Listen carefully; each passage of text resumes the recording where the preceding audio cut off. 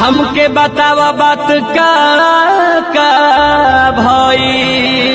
बलब बरत रहे हो, बलब बरत रहे हो, सैया चोचा वाला राजा प्यार करत रहे हो, सैया चोचा वाला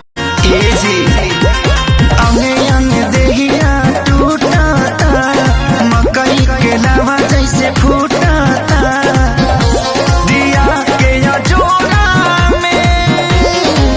मोर सैया हो सुतल तनी खोरा में मोर सैया हो सुतल तनी खोरा में। सपना देखा के हमके भुला के दूसरा से शादी रचैल बलम जी ई कहा कोइलो सनम जी ई कहा कोइलो बलम जी ई कहा कोइलो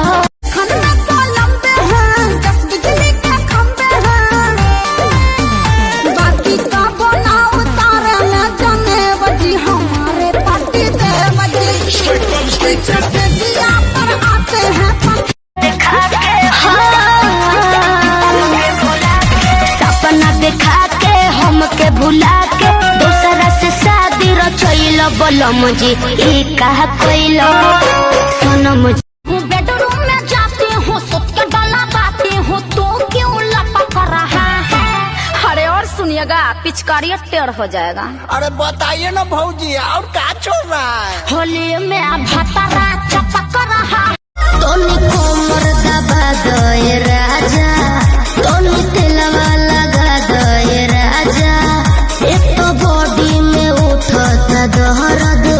जोनी बोझा तुला दहेरा बैगनवा तोहार अब काम न करी। अरे खुजली भाली बैगनवा तोहार अब काम न करी मजा जब पैबू बबुआन से गोर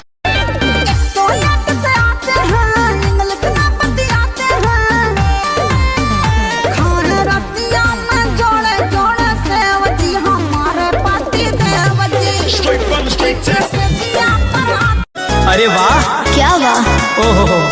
हनु हम जानो तनी जवन चाहतारू अभी पहिले उठानी में डाहतारू देह पहिले से ज्यादा तुहर मोटा लाग चूड़ी खनका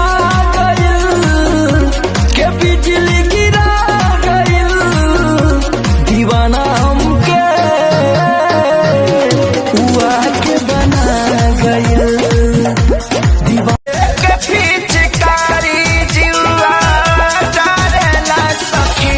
भतर मोरे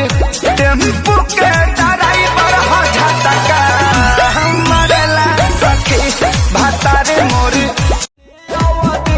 दर्द के दवाई और सूत गइली सैया से रतिया चपक के ककरी भइल बा कमरिया लपक के ककरी भइल बा रोज सोचिले की करब राजमाना तब घट जाला घटना रोजाना दूरी जो बनाई अंग अंग रोवेला दूरी जे बनाई अंग अंग रोवेला जहिया सटे ना बोलमुआ पलंग रोवेला ओ जहिया सटे ना बोलमुआ पलंग रोवेला बुझतानी हो बुझतानी जवन चक्कर चलावतार हमके छोड़ भाभी ये क्या पटावतार